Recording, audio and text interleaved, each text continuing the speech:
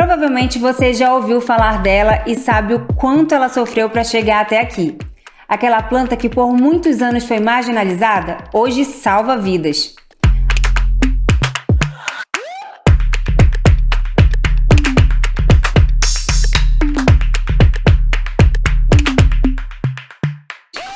Até onde você iria pela vida de um filho ou de alguém que você ama? Não existem limites para isso, não é mesmo? Muitas mães, por desespero, foram obrigadas a cruzar o limite da legalidade para conseguir o único remédio que melhorava a condição do filho. Foram tempos difíceis, mas graças à força dessas mães, isso não é mais preciso. Por que esse remédio tão poderoso foi proibido para quem precisava dele? O que ele tem de tão milagroso? Que doenças podem ser tratadas com ele? Virou mesmo a panaceia? Essa e muitas outras perguntas só a Dona Cannabis para responder.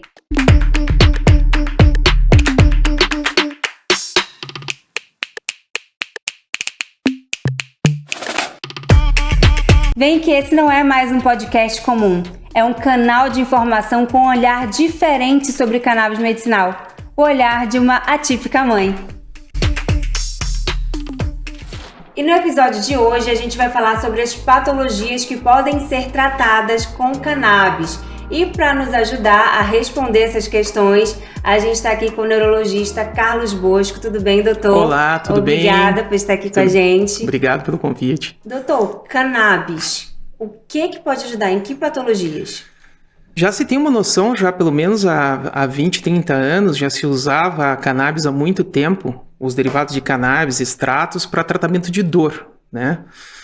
Nos últimos anos veio evoluindo muito a investigação para doenças degenerativas, tanto doenças ortopédicas, neurológicas, auxílio no tratamento de doenças autoimunes, doenças psiquiátricas como ansiedade, pânico, insônia. Então a gama de patologia que a gente pode usar a cannabis como o tratamento combinado do tratamento tradicional é bem amplo, né? Tanto nas patologias agudas como crônicas.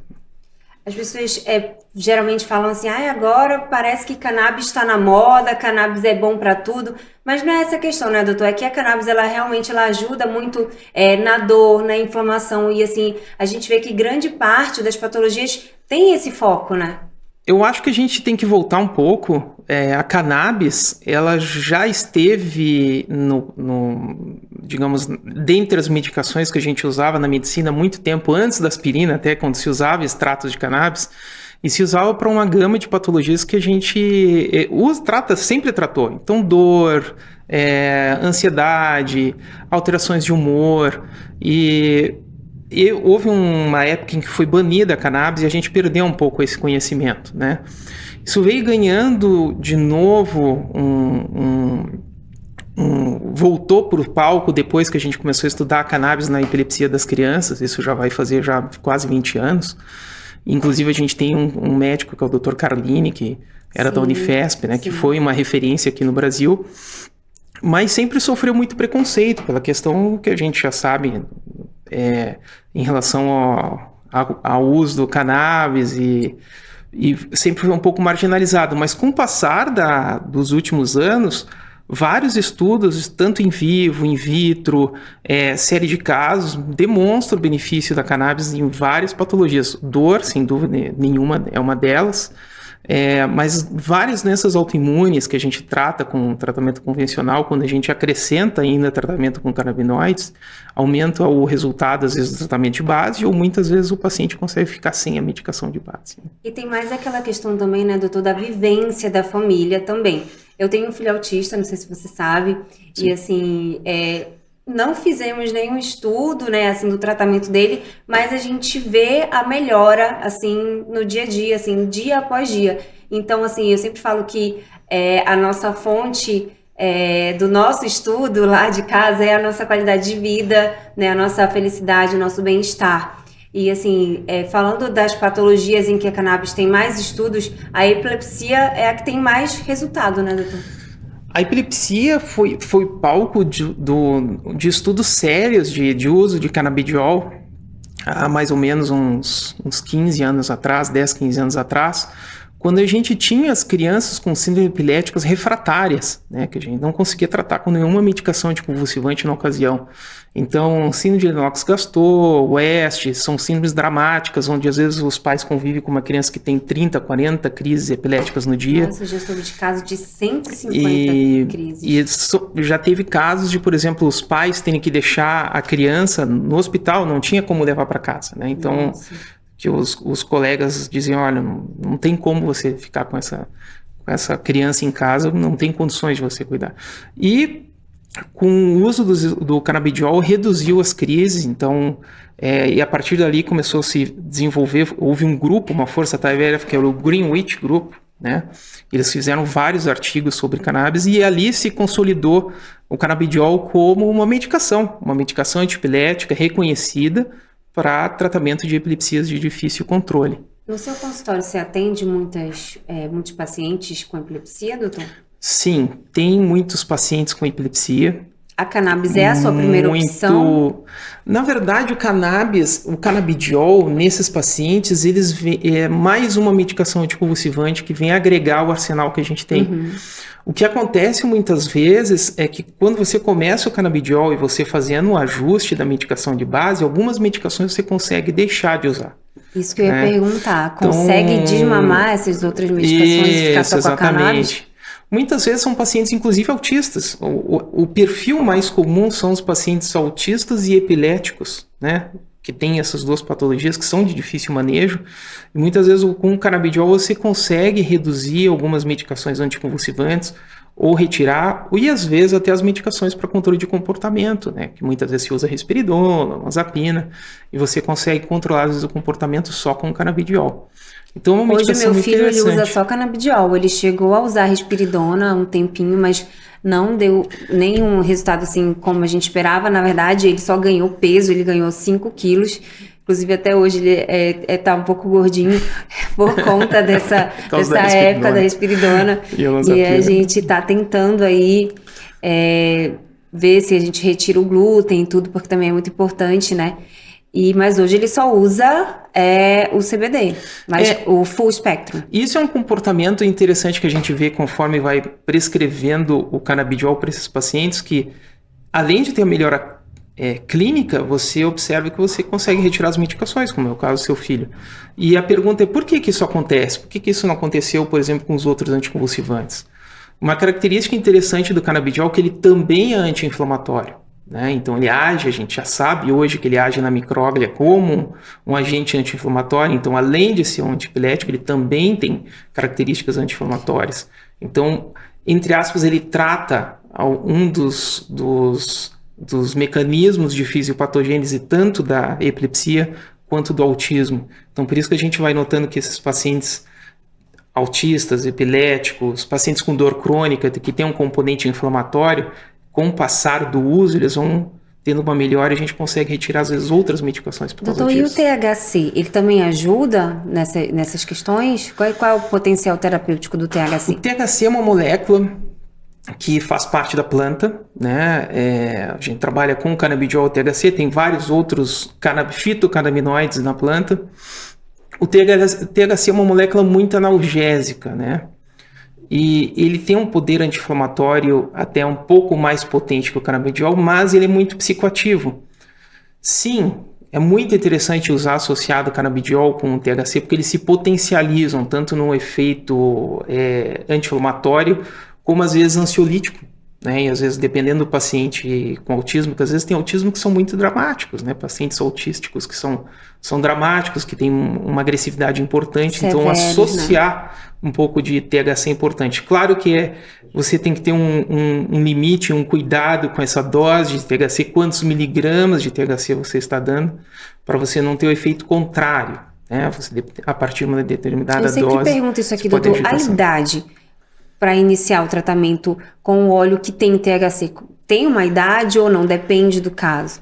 Depende do caso. Por exemplo, quando a gente está lidando com pacientes epiléticos, autistas, né, complexos autistas, muitas vezes são crianças. Então, o canabidiol ele pode auxiliar no desenvolvimento neuropsicomotor dessas crianças. Mas se você está lidando com uma criança saudável, por exemplo, ou um paciente abaixo de 21 anos, que ele não tem nenhum desses problemas... Que o cognitivo está preservado. Que o cognitivo está preservado, a gente orienta a não usar, né? E por que a gente não usa, né? A gente sabe já de estudos observacionais que o uso do cannabis, aí não de óleo, mas o uso de cannabis nessa população pode aumentar a incidência de transtorno psiquiátrico, esquizofrenia. Então, se possível, evitar, né? Nos pacientes que não têm um transtorno cognitivo, porque eles não têm ainda o córtex frontal, não têm aquelas áreas de comportamento ainda amadurecidas, então o cannabis ele pode desenvolver um transtorno psiquiátrico a longo prazo. Agora, nos pacientes autistas, nos pacientes epiléticos... no caso do meu filho, que ele tem deficiência intelectual, isso. Então assim... Aí acho é que outra situação, né? Então, pelo contrário, o canabidiol ele vai ajudar a maturar essas áreas de comportamento, né? Nossa, ele tem tido um resultado, assim, incrível mesmo. Doutor, então, assim, vamos falar algumas patologias, por exemplo, autismo, Alzheimer, Parkinson, até no câncer também, né? A gente pode contar com essa ajuda da cannabis medicinal. Eu sou neurologista, né? Então, minha maior gama de pacientes são os pacientes neurológicos, as doenças neurodegenerativas, que a gente tem as mais comuns, que é o Alzheimer e o Parkinson. Sem dúvida, a gente usa o cannabis, tem benefício, mas sempre é importante entender que é uma associação. O cannabis ele é mais uma medicação que vai se agregar ao tratamento de base para o paciente ter o resultado que ele espera. A vantagem, às vezes, que a gente tem em usar os canabinoides nesses pacientes, que muitas vezes são idosos, são que às vezes a gente não tem tantos efeitos adversos, como por exemplo se percebe na risperidona, né, que se usa tanto para os autistas pequenos, mas se usa para os adultos, os idosos também. E então os eventos adversos que a gente tem com essa droga são baixos e é uma medicação relativamente segura, né, porque para você ter um evento adverso tem que usar doses muito altas, coisa que na prática clínica a gente não chega. Então é uma medicação segura, né. Os efeitos colaterais são, assim, geralmente sonolência, né, desconforto estomacal, que são coisas... Sonolência, tontura, fáceis boca de administrar. seca, exatamente. E, em geral, são com doses muito altas, né? A gente não vê, assim, na prática clínica, eventos adversos graves, né, nos pacientes idosos.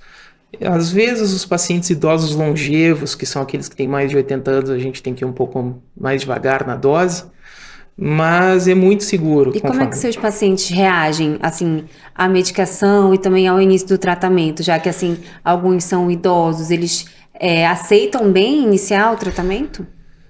Na verdade, eu tenho dois perfis de paciente neurológico, que tanto com Alzheimer quanto com Parkinson, que procura o tratamento com fitocannabinoide, né? Um é aquele que está na fase inicial, né?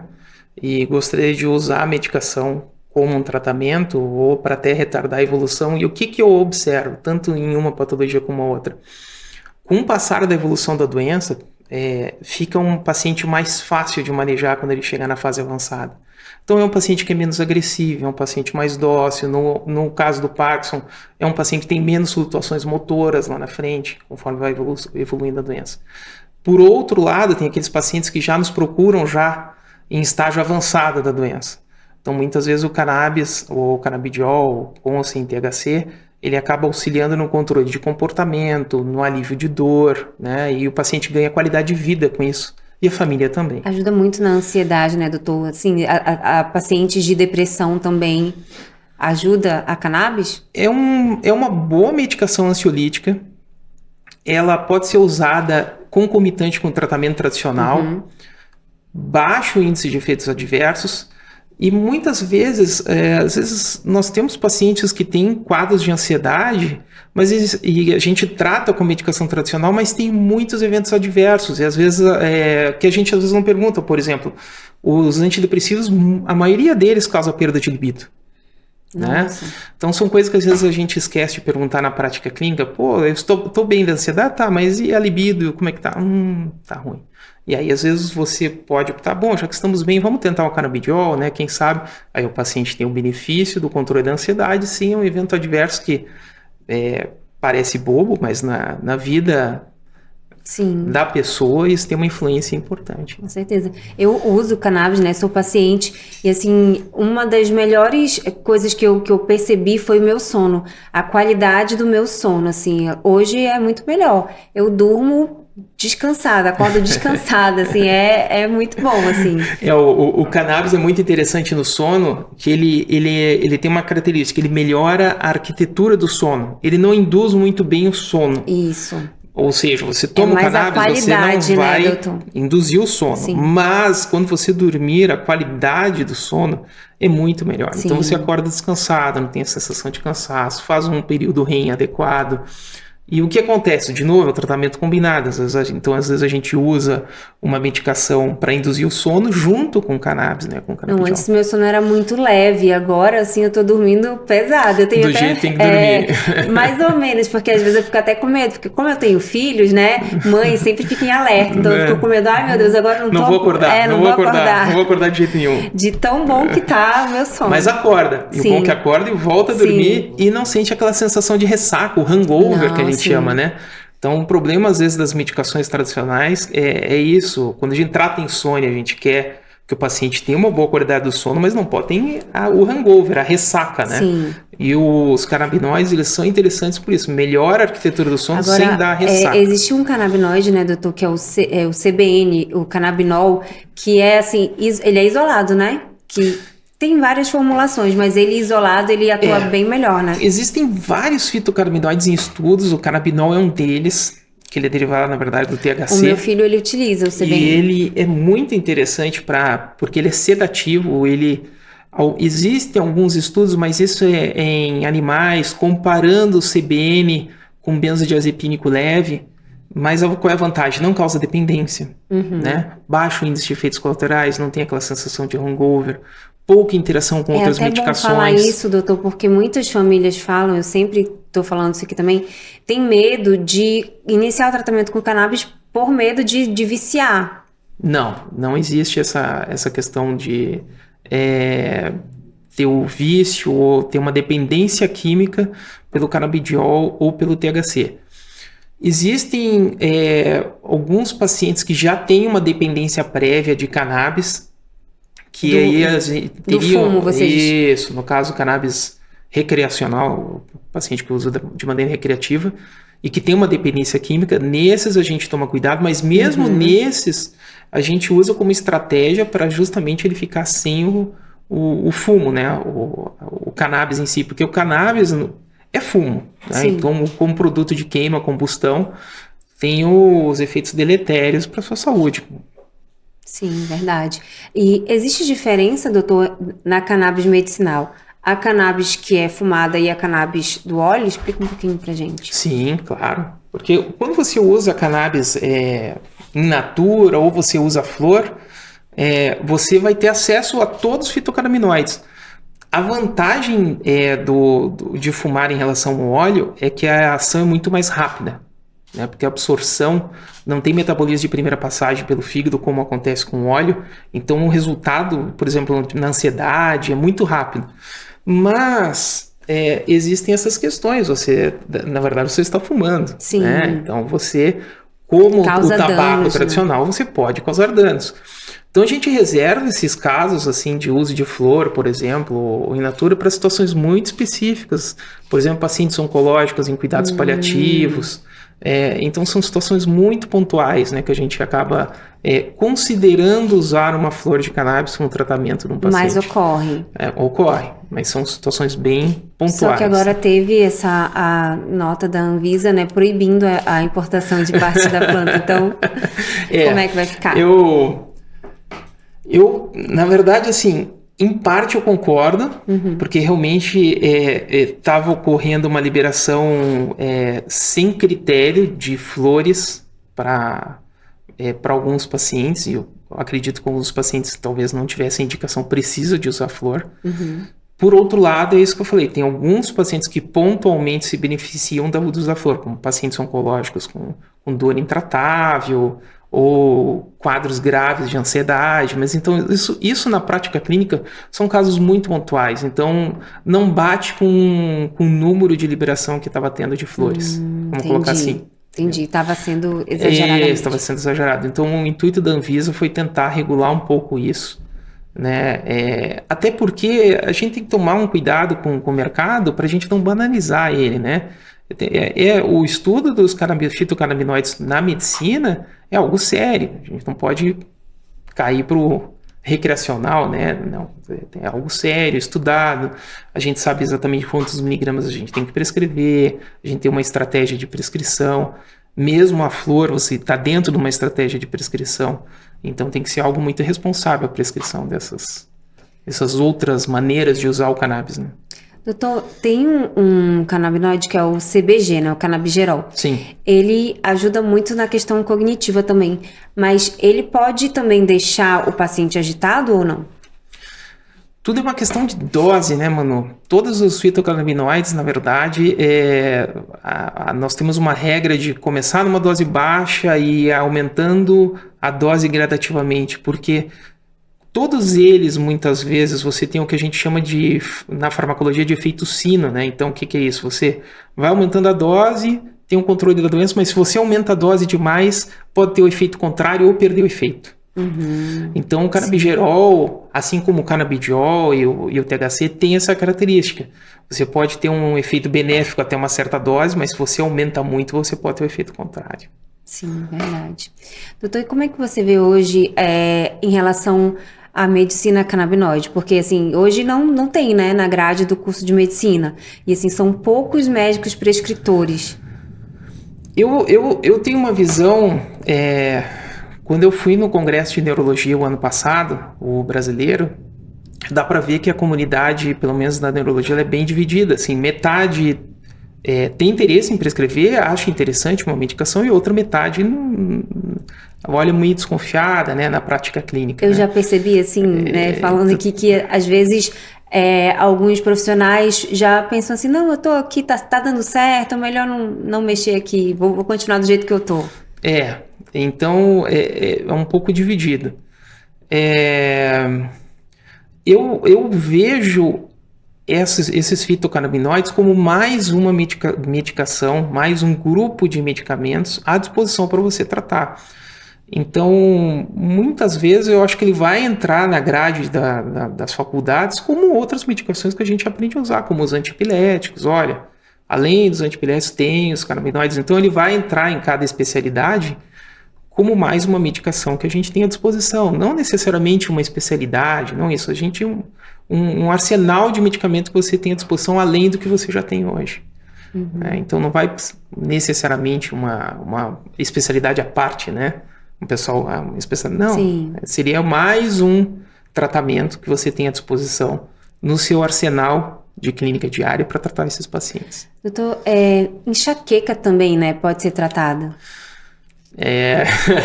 Inclusive tem uma novidade aí, já estou dando a gente fez um trabalho sobre um estudo dos pacientes que usaram canabidiol em nossa clínica, pacientes com enxaqueca. E eu tenho enxaqueca, doutor. Eu sou premiada com várias patologias que, graças a Deus, a cannabis trata. Então. E um dos grandes... O que a gente percebeu, né, depois de estudar esses pacientes, que a maioria deles tiveram redução de mais de 50%, 70% na frequência das crises depois de 90 dias. E a gente faz um score de qualidade de vida, que é o MIDAS. Então, depois de 90 dias, esses pacientes melhoraram absurdamente, assim, o score de qualidade de vida de uma incapacidade grave, ficaram sem capacidade. Então, é uma medicação interessante que eu tenho no meu arsenal, que eu uso. A vantagem é o baixo índice de efeitos colaterais, porque quando a gente trata enxaqueca, hoje em dia, a gente tem várias medicações, né? Desde anticorpos monoclonais, antidepressivos, antiepiléticos, a gente usa conforme o perfil do paciente, mas cada medicação tem um efeito adverso e tem um custo também, por exemplo, do anticorpo monoclonal. E o canabidiol, ele é uma excelente alternativa porque ele tem boa eficácia, reduz bem a frequência das crises, melhora a qualidade de vida do paciente e com baixo índice de efeitos colaterais. Então, foi isso que eu percebi. A minha enxaqueca, ela geralmente vem no período antes da menstruação, né? Uhum. E eu percebi que diminuíram as crises e a intensidade das crises. Antes eu tinha crises assim que eu tinha que ficar trancada no quarto escuro o dia inteiro, sem... Acabava meu dia, acabava a minha vida, eu não conseguia fazer nada, porque eu tinha que ficar ali esperando os vários remédios fazerem efeito. As pessoas acham que enxaqueca é uma dor de cabeça leve, não, né? Pensa que coisa de madame, coisa de frescura, não é? Não, enxaqueca é uma dor incapacitante. É horrível, você não, sabe, perde o juízo, assim, eu falo, você não consegue fazer nada, não consegue pensar, até é horrível. Respirar dói, né? É horrível. É muito ruim. E com a cannabis não, eu percebi que assim, ainda ocorre de vez em quando as crises, mas menos, assim, passa bem rápido. São mais brandas, Sim. Duram menos tempo, né? A intervalo entre as crises é bem maior e com essa vantagem, baixo índice de efeitos colaterais. Sim. Então, nesse ensaio que a gente fez, a gente observou essa melhora, já apresentamos o trabalho. E o que eu notei também que conforme eu fui usando o canabidiol para tratar os pacientes com enxaqueca, eu comecei até a abandonar as outras terapias, né? Uhum. Então, se é possível usar canabidiol como primeira opção no paciente, e eu acabo usando. Você usa o que, doutor? Full, CBG? Eu começo com Broad, né? Então sem THC. Né? A gente começa com Broad até em torno de 40 miligramas, reavalia o paciente em 30 dias. Só para explicar para quem está assistindo, o Broad é sem THC, mas tem todas as outras propriedades da planta. Então é um óleo que não tem THC, né? Então o efeito psicoativo dele mas o risco THC é baixo. tem um efeito na dor também, não tem? Tem um efeito na dor também. É que a gente tem que diferenciar o paciente que tem enxaqueca do paciente que tem enxaqueca crônica ou dor crônica. São pacientes diferentes. Em teoria, o paciente com dor crônica, ele já tem um processo inflamatório mais evidente. O THC é muito bom para esse paciente. Então, nesse paciente, a gente usa o full. O meu caso é crônico. A gente usa o full. E o outro paciente é aquele que tem crises episódicas semanais, mas ele ainda não entrou num quadro de dor crônica. Então, nesse a gente começa com Broad, né? Então, essa é uma diferenciação. Às vezes, na clínica, você tem que diferenciar bem. É aquilo que a gente conversou até antes.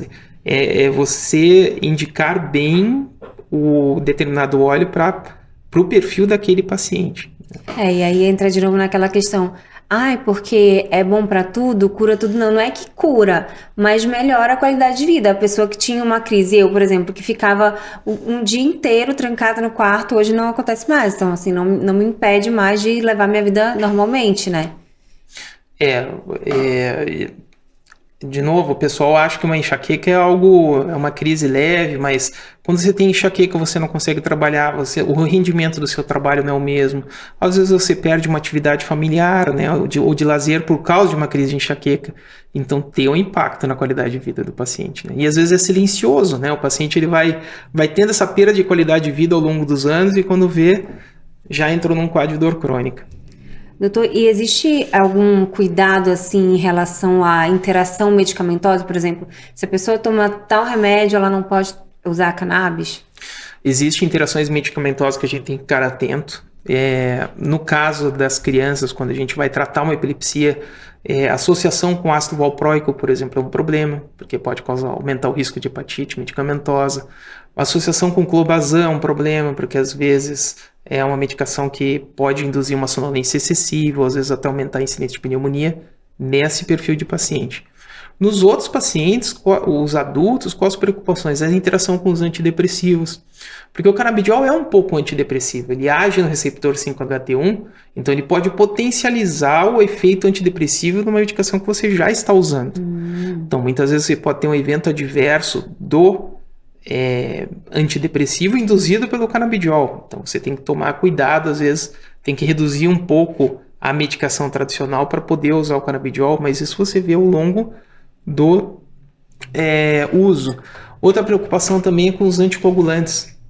Isso a gente vê muito na população idosa, tem muito paciente idoso que usa anticoagulante para prevenção de AVC ou pós-infarto, né? Então, a interação com os anticoagulantes na população idosa, porque eles usam os anticoagulantes, nós usamos para evitar AVCs ou pós-infarto, então tem que haver esse cuidado do uso do canabidiol, porque pode potencializar os anticoagulantes e induzir um evento adverso como um sangramento.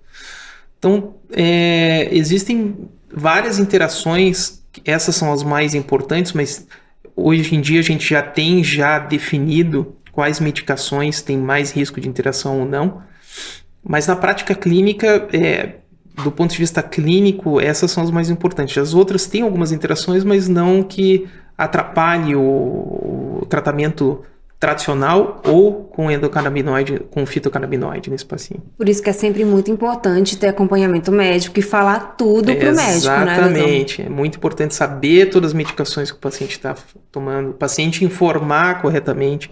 Isso é muitas vezes tinha paciente que às vezes não tinha indicação de usar o fitocannabinoide porque esqueceu de dar uma informação para o médico. Então isso é muito importante. Muito mesmo. Muito importante. A gente coletar bem as histórias e os antecedentes e o paciente não esquecer de dar nenhuma informação importante. Doutor, e assim, tem alguns casos, algumas famílias, assim, principalmente que eu tenho contato, né, de crianças autistas, por exemplo, que a família fala assim, eu iniciei o canabidiol, mas não tá fazendo efeito e tudo. Qual que seria a sua instrução para essa pessoa? Vamos mudar aqui, vamos mudar ali, vamos tentar assim? Então, isso é algo que tem que ser pensado para todas as patologias que você vai usar os fitocannabinoides. Ou então quer ver o efeito muito rápido, né? Que é o planejamento de tratamento. O que isso quer dizer? Você tem que saber quantos miligramas você tem que dar nesse paciente, qual é a dose máxima. Então, por exemplo, no autista, você pode chegar até 16 miligramas por quilo. Sabendo disso, você sabe quantos miligramas de canabidiol você tem que dar, em quanto tempo, fazendo aumento gradual. O que acontece é que muitas vezes você acaba dando uma subdose. E aí acaba desistindo do tratamento antes de chegar na dose-alvo. Isso é muito comum para várias patologias, para epilepsia, para autismo, para enxaqueca, para dor crônica. Então, é importante ter um planejamento de prescrição, ou seja, saber quantos miligramas, explicar para a família, muitas vezes, até eu chegar na dose-alvo, pode demorar, às vezes, 40 dias, 50 dias, porque como a gente tem dois cuidados, iniciar a dose baixa e ir aumentando gradativamente. Mas isso que se fala na prática clínica, que é o start low, go slow, né? Comece com uma dose baixa e vá devagar, tem um fundamento. Primeiro, para você, indo devagar, você vai achar a dose ideal para aquele paciente, que não é igual para todos. Sim, né? É muito individual, né? Tem a questão de individualidade e você evita os eventos adversos. Então, às vezes, para você chegar no alvo e no resultado clínico, pode demorar, às vezes, algumas semanas. Tem que ter paciência. Sempre me perguntam isso e eu falo assim que foi com 2 meses, mais ou menos, que a gente conseguiu ver Exatamente. diferença. Então, até porque existem patologias que têm um processo inflamatório, por exemplo, autismo, epilepsia, dor crônica, esse processo inflamatório está ali há anos. Sim. Ele não vai sair em uma semana, né? Existe um processo, né? Como qualquer medicação, para ter o controle, vai demorar algum tempo para essa medicação tirar esse processo inflamatório. Doutor, eu sempre estou fazendo aqui umas perguntas como se fosse um quadro, tá? E a pergunta que eu vou fazer é a seguinte: se você tivesse que convencer uma pessoa que tem muito preconceito, assim, para usar cannabis medicinal, em poucas palavras, o que você falaria para convencer ela, assim, sei lá, 1 minuto para convencer? Bom, é uma medicação que a gente tem estudos clínicos que mostram benefício. Quer dizer, não é algo empírico, né? Não causa dependência. É uma medicação segura com baixo índice de efeitos colaterais. E o resultado clínico a gente vê ao longo do tratamento. Pode demorar, às vezes, 4, 5 semanas. Certo. Como é que você vê o avanço da cannabis aqui no Brasil, assim, nos próximos 5 anos? Como é que você acha que vai estar? Olha, eu prescrevo desde o início. Sério? Né? Desde quando, doutor? Nossa, há 6, 7 anos já prescrevo. desde o início, quando era uma empresa só que fazia importação de cannabis e de óleo de canabidiol, era um frasco grande, diluído, era caro, né? Depois veio a primeira associação que começou a fabricar aqui no Brasil e melhorou muito o mercado. Eu vejo que às vezes as pessoas falam que ainda tem uma restrição. Não, melhorou bastante. Eu acredito que nos próximos 5 anos o que vai mudar é a qualidade de informação que a gente tem de artigos científicos sobre cannabis em determinados tratamentos, e muitos colegas médicos, pesquisadores sérios já estão vendo que há benefícios e estão fazendo pesquisas. Então, eu acho que daqui a 5 anos vai ser uma terapia mais popular, né, de fácil acesso, que o pessoal vai sentir mais segurança de prescrever e o paciente também de receber esse tratamento, né? Então, eu acredito que vai ser uma evolução rápida. Tomara. Doutor, você falou em associação. Qual é a diferença entre o óleo de associação e um óleo importado, por exemplo? As vantagens que a gente tem do óleo importado é a qualidade farmacêutica, né? Então, a gente tem uma certificação no óleo importado, tem a questão da Anvisa também. A Anvisa regulamenta todo esse mercado, ela também acompanha esses certificados de validação do óleo, então é um óleo muito seguro quando a gente vai usar, né? A gente tem certeza. Isso é outra coisa que é muito importante. Como a gente trabalha na prática clínica com quantos miligramas eu estou usando de canabidiol, quantos miligramas de THC, eu não posso ter um óleo que flutua de um lote para outro, né? Então, por exemplo, o óleo que você usa esse mês tem que ser o mesmo que você vai usar no mês seguinte. Sim. E muitas vezes, às vezes um óleo de associação às vezes não consegue ter esse perfil, padrão, manter, né, esse padrão, né? Claro que eles estão evoluindo, isso faz parte da curva de aprendizagem, isso é normal. Mas o óleo importado, ele tem essa, é mais seguro. No caso, para quem, né? Sim, é uma opção. Até porque o óleo importado é melhor. Você tem essa segurança farmacêutica do que você está dando. E isso é importante para o médico. Por exemplo, quando a gente vai tratar um paciente idoso, por exemplo, ou como eu vi às vezes algum comentário de um paciente autista que usou um óleo e ele ficou mais agitado, né? Ou o paciente idoso começou um óleo e ficou mais agitado, né? Por quê? Talvez aquele óleo ele tenha alguma concentração a mais de THC que não é o que você está esperando. Sim. Né? Então é muito importante você ter a segurança, a certificação, para você ter a segurança do que está sendo prescrito, saber exatamente quantos miligramas o paciente está recebendo, tanto de canabidiol quanto THC, para você não ser surpreendido por um evento adverso. Então a segurança farmacêutica é que conta nesses óleos. Né? Certo. Para finalizar, doutor, cannabis, droga ou remédio? Cannabis? Canabidiol? Canabidiol, remédio. Remédio, sem dúvida nenhuma. É o que eu falo. Canabidiol, THC são medicações. Né? Pelo menos eu encaro como medicações que estão no arsenal para a gente usar em diversas patologias. A questão é eu estudar quantos miligramas você vai usar, como qualquer medicação. Então eu não vejo diferença nenhuma de canabidiol ou THC às outras medicações tradicionais, por exemplo, no dia a dia do clínico. Seja o paciente seja o neurologista, seja o reumato, seja o endócrino, seja o clínico, seja o médico de dor, ele vai usar o cannabis e o THC como qualquer outro medicamento na estratégia de tratamento desse paciente. Bom, muito obrigada, doutor, por ter aceitado o nosso convite, estar aqui com a gente hoje. Espero que volte mais vezes. Muito obrigado pelo convite. Fico muito contente e vamos em frente. Obrigada.